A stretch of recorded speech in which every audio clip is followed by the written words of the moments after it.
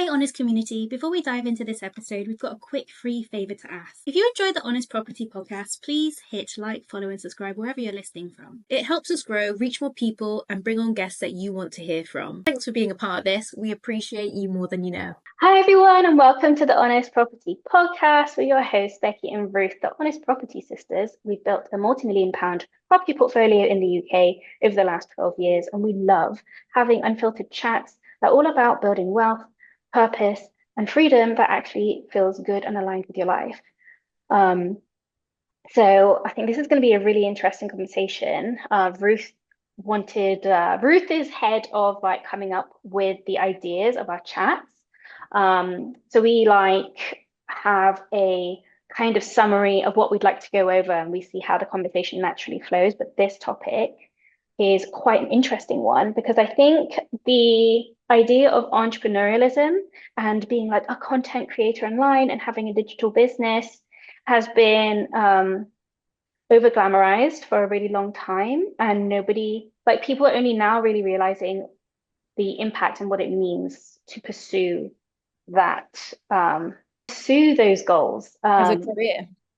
as a career. And Ruth and I have built a few businesses together, and obviously Honest Property Sisters is one of them. And you don't know what you don't know, do you? Like everything is new, and you don't appreciate the reality of the thing until you're in it. So I think we can also provide a really grounded perspective of this. Yeah, so having a business that's offline is so different to having a business online. There are everything moves a lot quicker. And so we want to talk about the creators that are online, like a lot of them were the YouTubers, why they are quietly going back to a 9 to 5 job. And we've seen some people that we've followed for a long time. I won't name any names, but yeah, there's a few that I've researched online and they've been in the YouTube industry for a very, very long time. And now they've got to a point where they are saying, actually, I'm now applying for a corporate job. It's weird, isn't it? Because I think social media for the last I don't know how long, but I swear it's been like 10 years, has been selling the narrative that you need to quit your job and build online a laptop lifestyle, sit by the beach, passive income, blah blah blah, like all the hypey stuff. But and I felt like that. I'm not gonna lie, I felt like that, and I still do to a degree. But we've both personally also never really had a job. So I guess the difference there is that we didn't know any different, but that's because we also bought into the dream of being an entrepreneur the whole time. I think it is a personality type as well. But I would also say that we were brought up with entrepreneurial parents, so we didn't know anything else. We didn't know that getting a job was the other path. We've always worked within our family business. We've always worked in our business, and we've learned to fail off way forward all the way instead of and learning from other people who have been in the industry, just slowly taking bits as we progress and made relationships with people. Yeah, and 9 to 5 for was often portrayed as like the villain in every success story. I think, like you said, it was just built into us because that was our upbringing and role models. But But there's it's really nothing wrong with a 9 to 5. no, no, and it's interesting to see how there's a lot of people who are just going back to it. I mean, when we were younger, we used to think when we were starting our business, anyway, from personally, I would think, oh God, it would be so much easier to have a 9 to 5. Sometimes I was envious. I was like, you know Yeah. when to stop thinking. Yeah, you know when to You know, not think at 2 a.m. in the morning about a new idea or what needs to happen the next day with a client. Like, so jealous that my husband can go to sleep. well, you know, that in the morning, like, hey, I had this idea. But like I said, it's like a personality. I think it takes a personality, like a certain type of crazy to be an entrepreneur. And I can't imagine being any other way. But I am envious of people who are able to pursue a more like Structure. not sustainable, but like predictable path. Like they know the structure of their day. They know how it's going to play out. They know when their brain's going to switch off. I think, but not everyone, but for the most part. And And when you're an entrepreneur, you have to create that structure yourself and also know that you have to also stay flexible even with a structure that you've built because not everything is going to be to plan every single day and you have to be able to adapt with it too. So regardless of how much structure you even build in as an entrepreneur, that's still not realistic either. yeah, so I think just to share that the reality of what this of choosing this path really is if you decide to build a business that's online, the online income is often unstable. It's not predictable.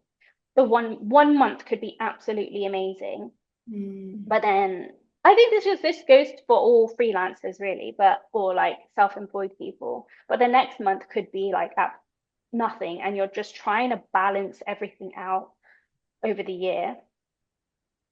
Your brand deals are like they have a time limit, they're not forever.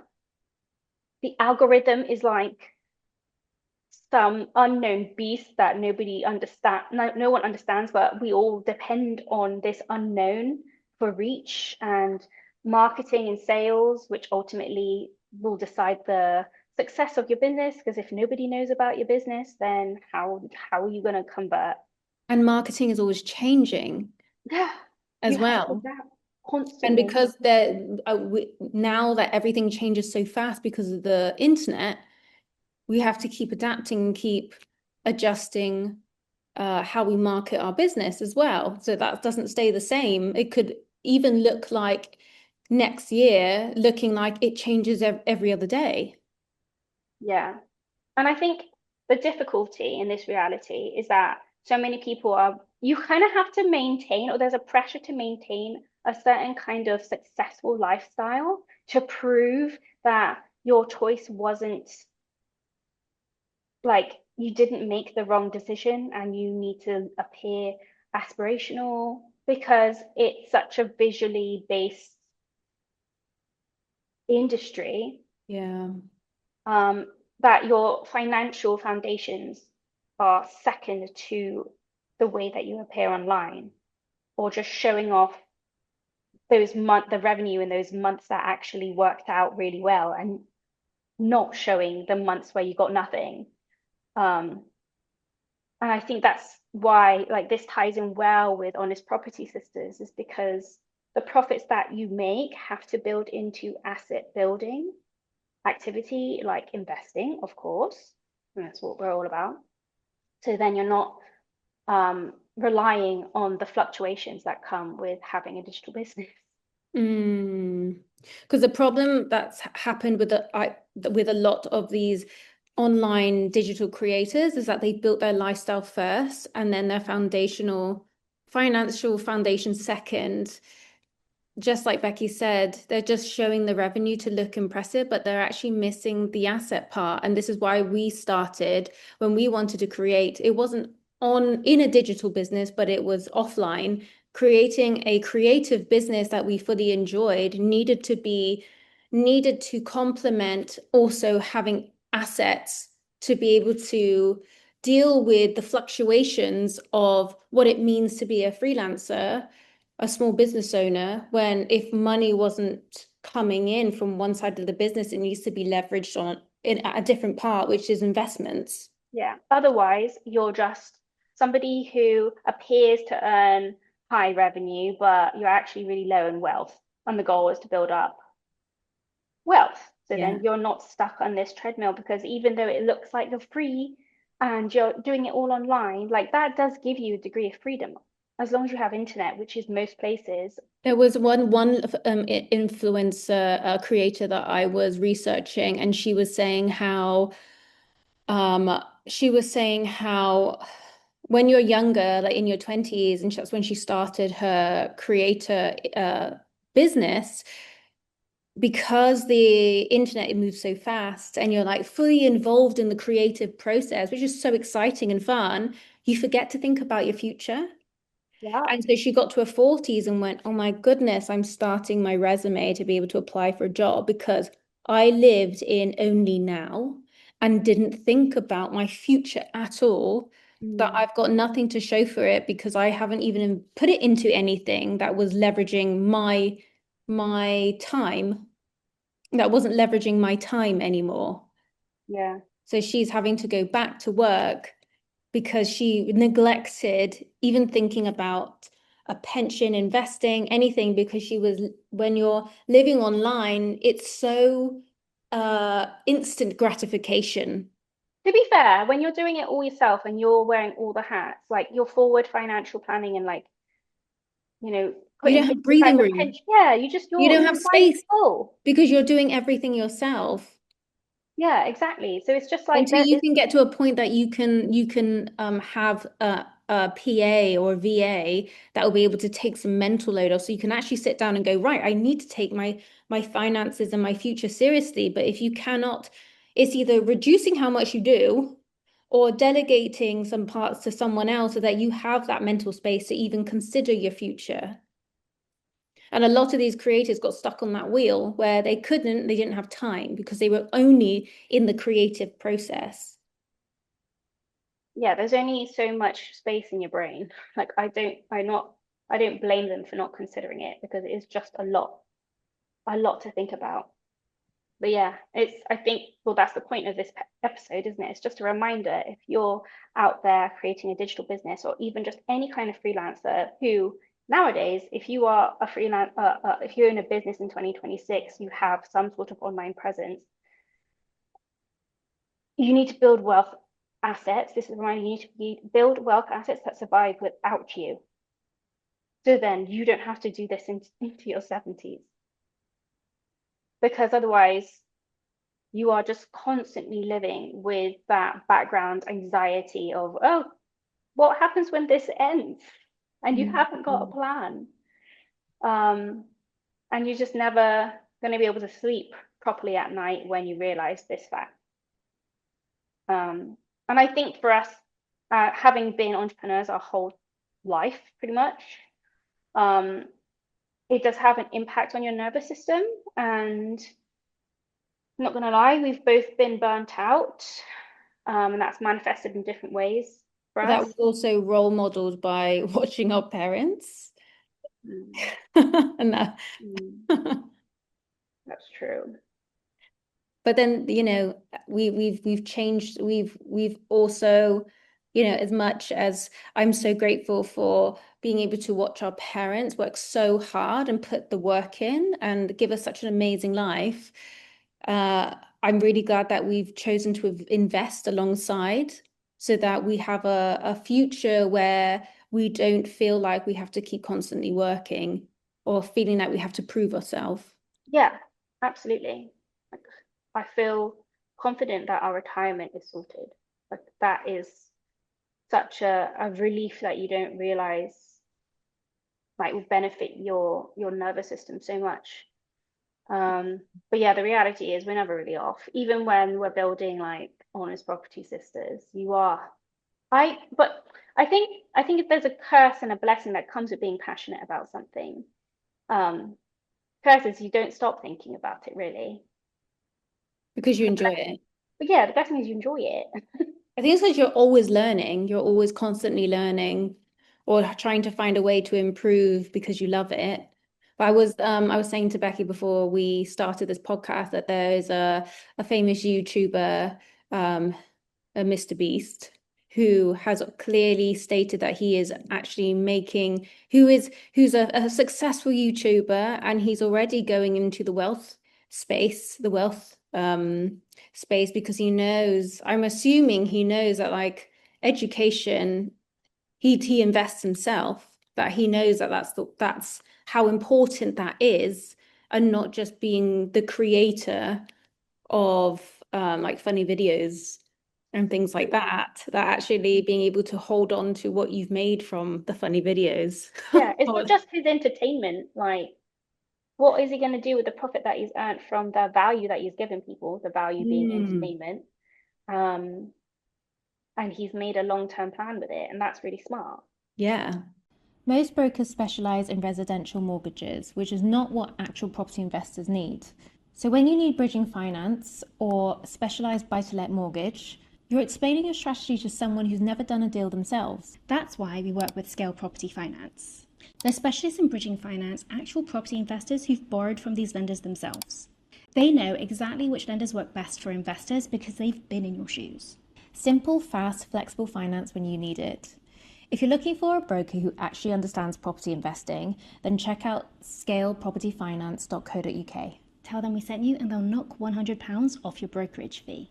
So I'm really excited that there's a lot of creators that are kind of seeing that that's what you can do with the money and not just keep spending it. I really enjoy watching financial creators, especially the ones that are just like mums that have built a business from the kitchen. Like I really like those ones. I'm just so impressed by how smart people are and how they they're building something that works with their life. And Ruth and I just want to compound on that message that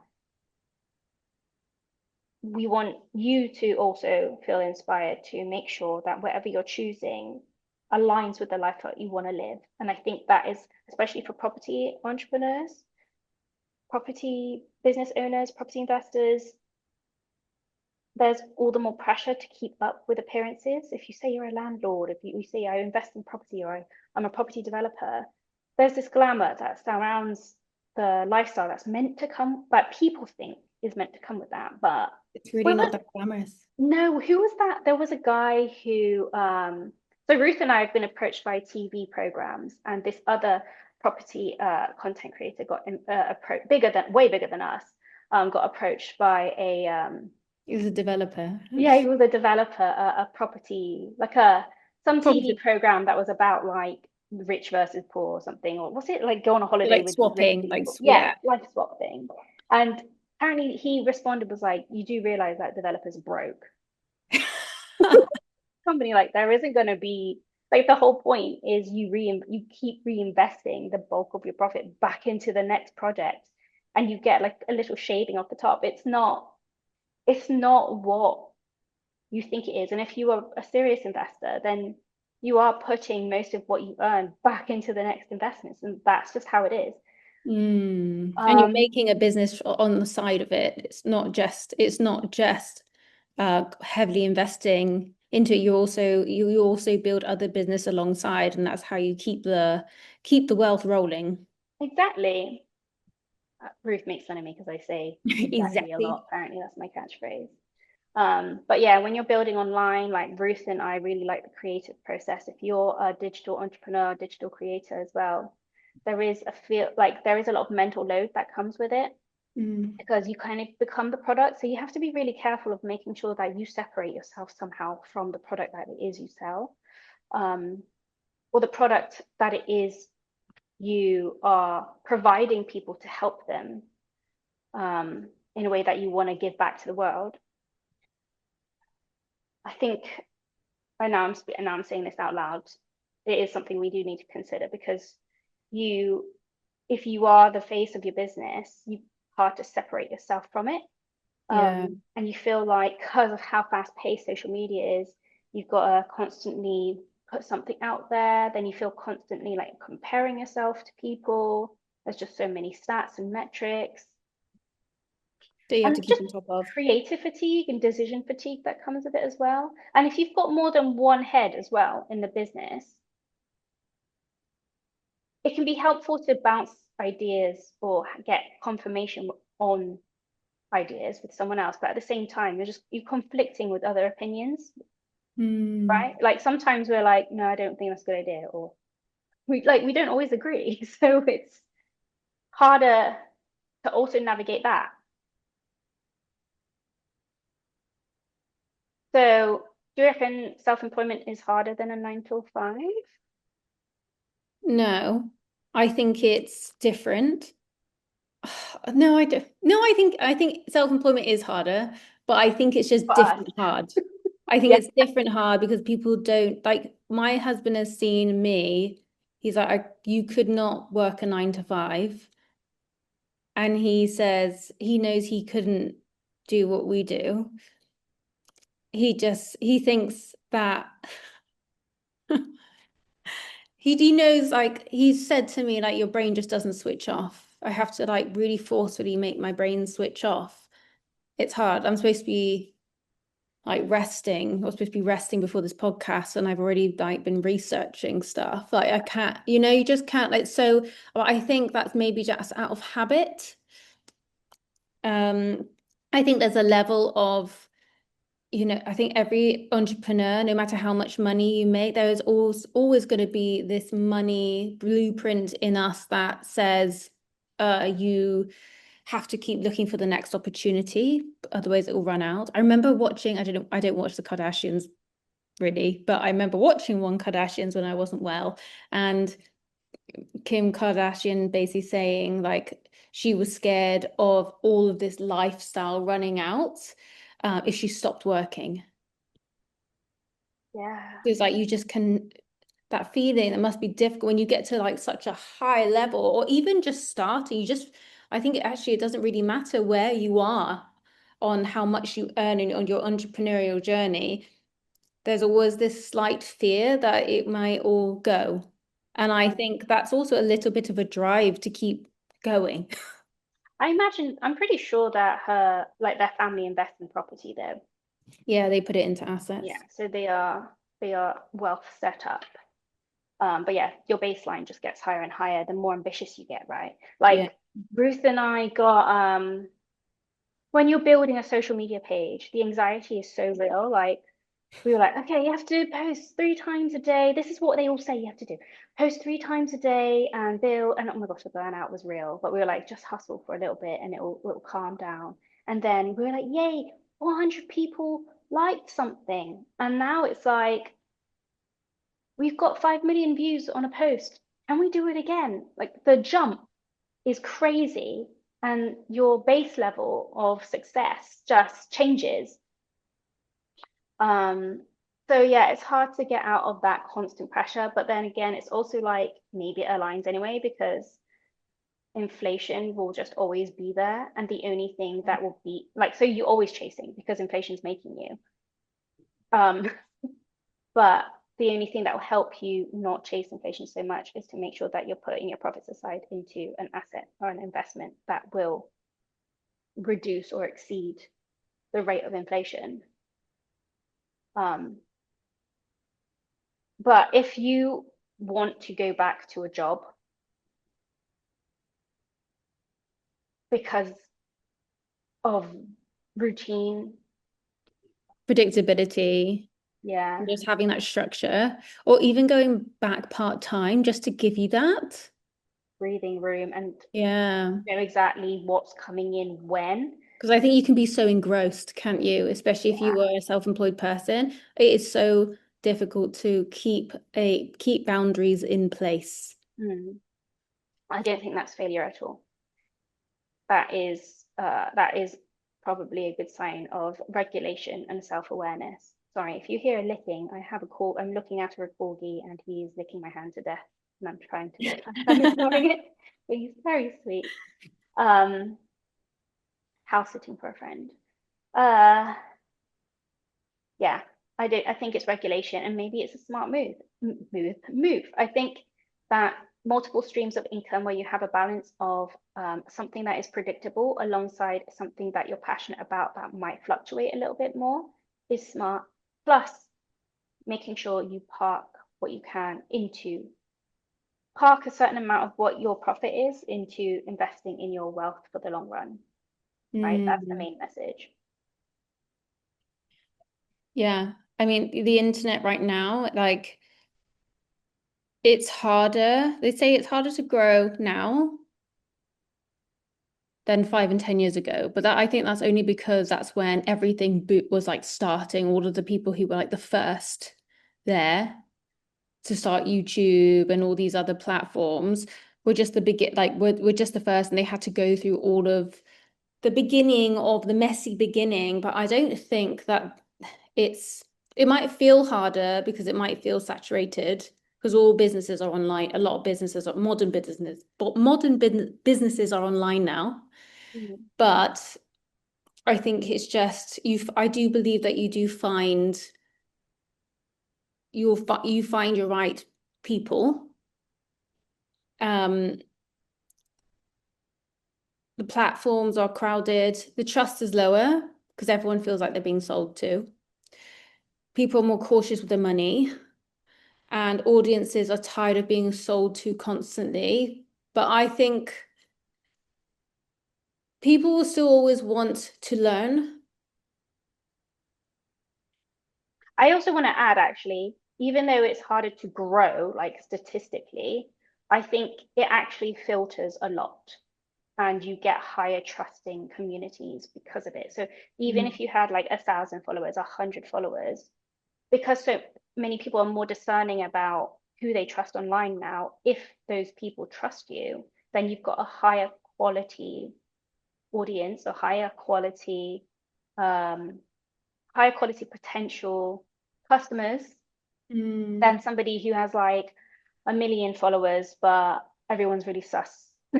Everyone's really suspicious of. Everyone knows now that just having a load of followers, like back in the day, doesn't mean that you're a trusted person or that you are like some big shot. It tends to be the people who have a lot less that are the ones that are really engaging and actually helpful to people who, for their clients. It's not necessarily the people who have like a ton of followers, because they are kind of like the old influencer culture. Yeah. I also want to add actually that having taking time to build online for your business is another asset in itself, in my opinion. Like it's a business. Um, I see it as like your social credit score. Mm. You know, the more growth you have online and authority you build in your space, whether it's for your personal brand or for your business, the more you can command with like through selling things with a trusted audience, helping a trusted audience, Yeah. or like collaborating, partnering with other businesses and partnerships that align with you. Yeah. That gives you a lot more options. And not just collaborating with people who are like in your hometown. You're able to do that by doing that online and helping their business visually online as well. Yeah. So I think it is smart to still build a social credit score online alongside what you do, whether So it's, do you think the easy phase of the creator economy is over? depends. It depends what kind of creator you are I and think who it your audience depends on is. what kind of influencer you are. I Yeah. think there are a lot more, like as we said before, there are a lot more influencers that are turning more into uh, business owners than just entertainment now. Yeah. There are I so love it. I many love that to are see it. like, this is how you grow, like turning what was only entertainment into actual digital Yeah. assets now. Some people grow and they don't have the business mindset. They don't earn anything Mm. despite their huge following. So it's like you do need to have that like educate yourself into how you can monetize the like digital asset that you build. Otherwise, So what's the point?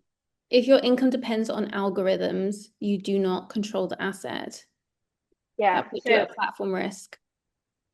yeah, but I think that is the one thing that's out of your control. But then again, you could also say that about property, right? You could be like, well, the mortgage people might do, like, or the law might change overnight. Like nothing's that in your control. Um, but it's still important to like even if you do stocks and shares, the market could just change and like there's Correct. so many things out of your control. But I think making sure you're putting your effort into things that give you the most passive return that can compound. To me, that's a digital asset. Mm. Your stocks and shares and property, they're the main ones.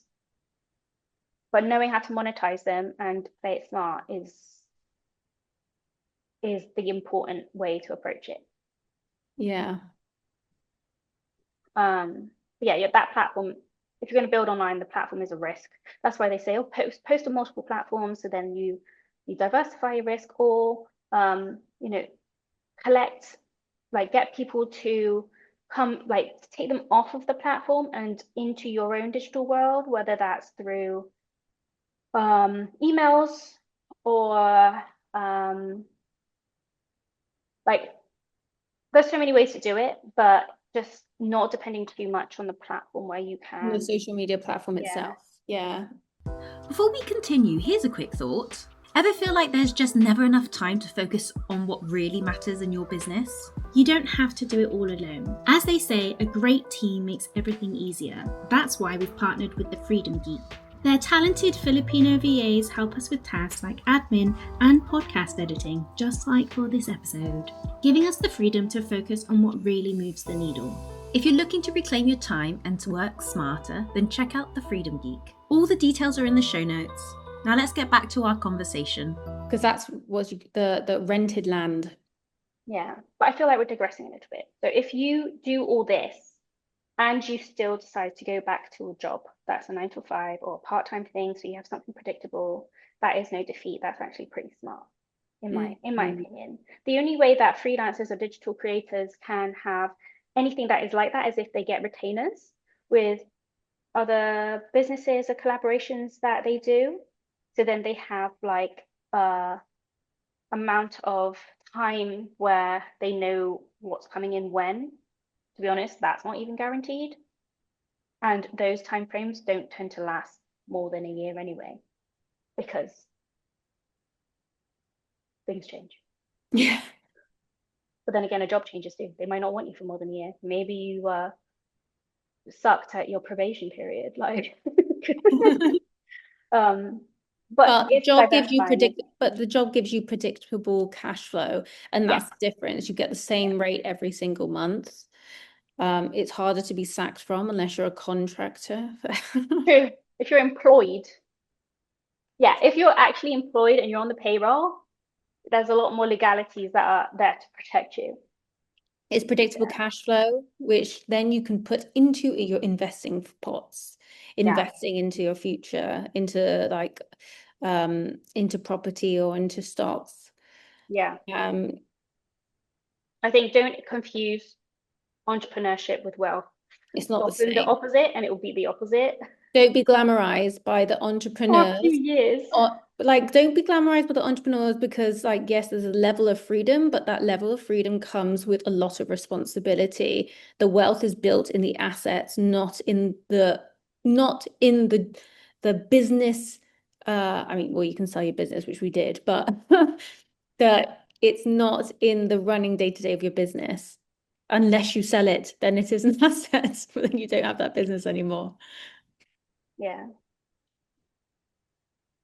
So entrepreneurs, they chase the income. Wealth builders chase the assets. They are not the same thing. No, they're not. They're not. Yeah, just make sure that you are considering where you're going to put your profits into. Make sure you're always putting a percentage into index funds, your pension contributions, your emergency funds, or reinvesting it back into your business if you are pretty confident, or into other people's businesses. Like that's another kind of because when you have stable income, you're able to invest really calmly. You can think long term because you have the mental space now. You're not panicking to sell anything, and you do not launch anything in your business from desperation. Yeah, and it comes through in content as well. If you're acting desperate, people can feel it. Energy doesn't lie. So, I mean, from building businesses and investing for the long time, and doing property strategies that might have felt a lot more exciting and fancy and a bit more risk-taking as part of building our portfolio. I think Ruth and I can do you agree with this? Like, I will just have come to the conclusion the safest way to build wealth is actually pretty boring. Yeah. Like, we've tried HMOs, we've tried Airbnbs, rent to rent, and have always come back to the thing that stood the test of time, whether we were in a global pandemic or our other businesses were going up and down was always having our steady buy-to-lets, our long-term rentals, putting some money into stocks and shares, into your pension. Like those things are unwavering, pretty much, wouldn't you say? The most boring things, No, I the really agree. boring things we did.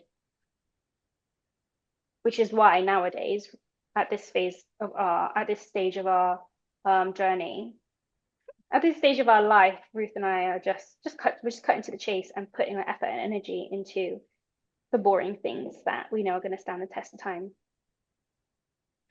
But yeah, if you have a digital business, you know that you're just dependent on so many factors.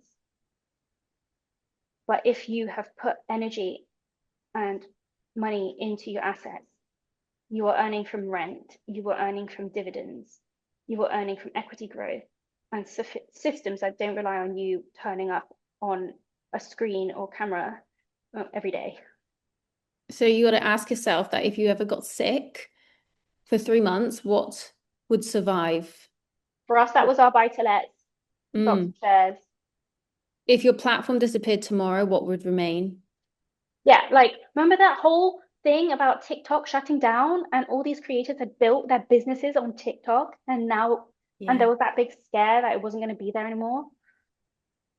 Is your business going to stand if you put all your effort into one platform? What's your backup plan? Like you need an exit strategy for all types of business. For anything that you start, yeah.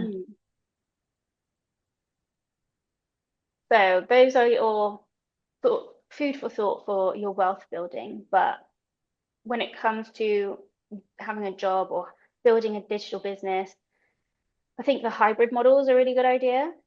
So you could, or if you're like considering it, maybe you could just have a like a 9 to 5 or a part-time job for that predictable income stability. Otherwise, it might be like if you're in a partnership, your partner, as in like a romantic one, it doesn't even have to be romantic. It could Doesn't have be to be like romantic, but if you share your life together, well, it with tends to someone. be, let's say from a romantic point of view. Our traditional point of view is like if you are husband and wife and one of you is pursuing the wild card of making a You have a entrepreneurial. stable one and a wild card. Yeah, that could work. Although this obviously could work between like anybody that you love You and have trust and one share your life person with. who's, if you want to keep one person as the entrepreneur and doing the wild and being the wild card, having unlimited, having unlimited potential to earn a lot more than a salary rate. But then you have one person who is the stable force doing the 9 to 5, bringing in the predictable income. That's a really good match. Yeah. So one person can then invest aggressively, build assets aggressively, build the business, and just reduce financial stress because you're still pursuing the thing that could earn you more than any like 9 to 5 job ever could. And having the mental space for it. Exactly. And not putting the pressure behind it, like praying for virality or putting pressure on monetizing your personality. Because that will be short-lived. Yeah. And I think this is why Ruth and I are rebuilding the beginner's roadmap, now called the Honest Property Masterclass, because we really want, what we realized in the property education space is that people are starting these, there's so many educators out there, right? And they're so inspiring. They're the kind that you go on Instagram and you'll see their entrepreneurial life, their big property success stories and how many millions and stuff that they've made. And then people buy their courses. And what we kept seeing were people going through that education and coming out on the other side and thinking it was all or nothing and hustling until, like, there's always going to be a degree of hustle, but there were so many people getting burnt out or losing so much money through mistakes because they felt like they had to keep up with what they were taught. Yeah. Or what was role modeled for them online. not appreciating that the reality is actually quite different, and that perhaps the most sustainable way to grow needs to be choosing strategies that align with the lifestyle that you're living Yeah. right now. What phase of life are you at? Maybe if you're in your 20s, you have the time and energy to hustle harder. But when you start on a family, or you do have that corporate job, or you are building a business, you don't have the same amount of capacity to hustle. And then, yeah, we just kept seeing people getting burnt out. So with the Honest Property Masterclass, we really want to make sure that you approach your wealth building in a really sustainable and aligned way to your life. You do actually take action and not thinking, oh, I can't do that strategy, so I can't start. Yeah, like just decision overwhelm as well. Like, okay, maybe I could do this, do this, do this. Like when Ruth and I started, we were like, oh, well, obviously just do the one that makes the most money. Why wouldn't you? Yeah. Not realizing the reality of it. So you will take, so few people consider this from the beginning, which is why we want to really normalize this. And if you don't, then you'll take on bad deals and force them to work. You will take on misaligned projects and you'll be burnt out. You'll be stretched and stressed, especially if you're working with, if you're borrowing money from someone else or from a mortgage company, not a lender. You're just over leveraging yourself. Your emotional margin will be like depleted. Your family and relationships will suffer. Like I'm so sad when I hear about, and people don't talk about it enough, the entrepreneurial burnout, how often it actually happens. So we want to really just bring awareness and make sure that if you are gonna, when you are ready to build your wealth, you do it in a sustainable way. Yeah, obviously there is a level of hustle, like Becky said, and like a level of stress that actually pushes you forward, but it doesn't need to be to the point of burnout and, oh my God, what have I done? Yeah. But having a job alongside can give you an emotional margin, a time margin as well, that little financial buffer so that you don't feel like you're drowning when you are like gunning for it. And when you approach your whole financial lifestyle, is that right? Your financial ecosystem this way, then you will make better investing decisions that don't come from a place of ego, and you're going to build your wealth in a far more aligned way. And yeah, that is like the main mission Ruth and I have here on Honest Property Sisters. We just want you to build aligned wealth and not suffer. Because look, you only have one life. Even when you're building wealth, why do you need to suffer? You don't. You don't. And if you do go back to a job, then don't feel like it's trapping you, but it could just be funding you and just giving you that little bit of life support so that you can make all your financial dreams happen. Exactly. It's alignment versus your ego right now. Mm-hmm. Yeah. Stepping back from your business, your digital business, and taking on a job is not like a losing status or defeat thing. Because, you know, on the flip side, some people are just addicted to their identity of their business or being self-employed, and like there's literally no room in your brain to think about anything else. It kind of gives your brain a break if you have a job, to like not think about it, like we said before. And with the online space, and it's so fast-paced, I can understand why people take a break to be able to. But maybe if you are someone who has a digital business right now and you feel like that you need to take a break, maybe that break can also consider thinking about, how do I stop exchanging my time for money? How do I make this move? How do I move forward without having to constantly rely on the digital space to make my income? How can I make money through assets so that they compound and I can retire one day? So really, really want you to be able to have the mental space to think about that. Yeah. So just in closing, because I know we could go on about this for a long time. Building wealth doesn't have to be really loud.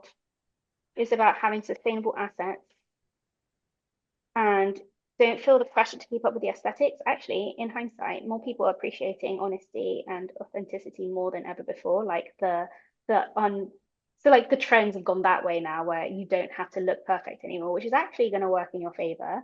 So It'll don't work think in our that, favor. yeah, it has to, because I have literally no makeup today. I'm house sitting right now, and I left Yeah, but you're everything in my glowing. face. Thanks. I bought some really nice skincare yesterday. So. And yeah, real success comes from having peace of mind, right? Mm-hmm. And maybe choosing structure through having a job is just going to give you some calm. So these are just little questions to consider for yourself. What kind of life actually feels safe and sustainable to you right now? Are you chasing freedom, or are you chasing an image of what freedom should look like? And if nobody could see your life, what would you choose for it to look like? So perhaps your real flex is actually building your assets while everyone else is just chasing attention. Just saying. Mm-hmm. Yeah. I hope you really enjoyed this episode, because we can go on for ages Yeah. on this topic.